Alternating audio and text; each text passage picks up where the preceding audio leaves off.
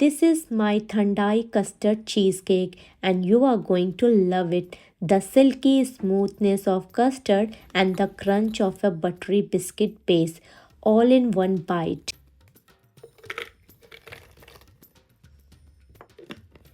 Take any kind of biscuits, crust them mixed with melted butter until they hold together like moist crumb. Press this into a muffin tray to form mini crust. If you don't have muffin tray, use small bowls instead. Chill for 15 minutes. Prepare our thandai custard. In a saucepan, heat milk and sugar together. Boil them for 2 minutes and add thandai paste. In a separate bowl, mix custard powder with a little cold milk and slowly pour it into the milk, stirring continuously to avoid lumps. Now add a pinch of saffron for that festive flavor.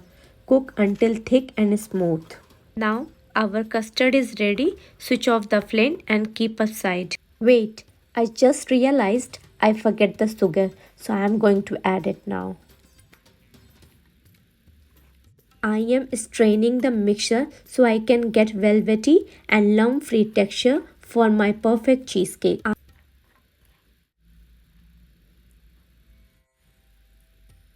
Once the custard cools slightly, pour it over the biscuit base.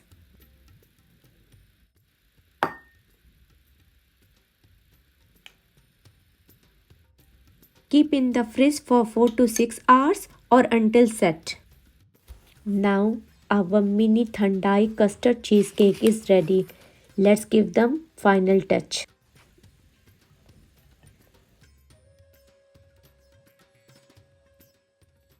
Garnish with some chopped nuts. I'm adding Gulab Jamun on top for that extra festive vibe. One bite and you get creamy, crunchy and syrupy goodness all together.